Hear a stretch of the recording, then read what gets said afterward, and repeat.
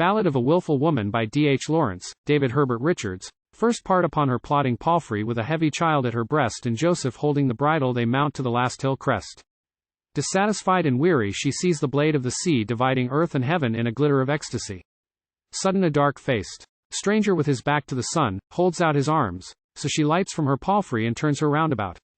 She has given the child to Joseph, gone down to the flashing shore, and Joseph, shading his eyes with his hand, stands watching evermore. Second part. The sea in the stones is singing, a woman binds her hair with yellow, frail sea-poppies, that shine as her fingers stir.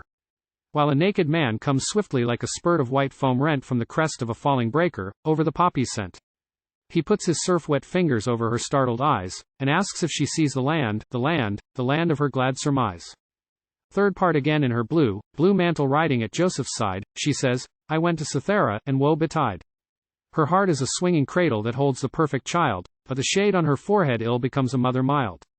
So on with the slow, mean journey in the pride of humility, till they halt at a cliff on the edge of the land over a sullen sea.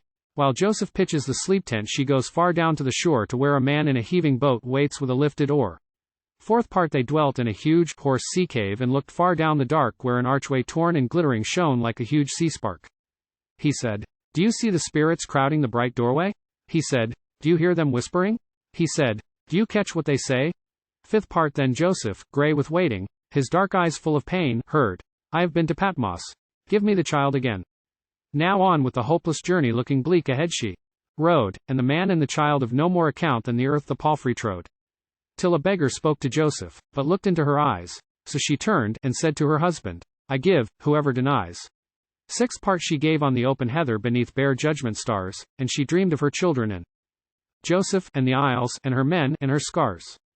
And she woke to distill the berries the beggar had gathered at night, whence he drew the curious liquors he held in delight. He gave her no crown of flowers, no child and no palfrey slow, only led her through harsh, hard places where strange winds blow. She follows his restless wanderings till night when, by the fire's red stain, her face is bent in the bitter steam that comes from the flowers of pain.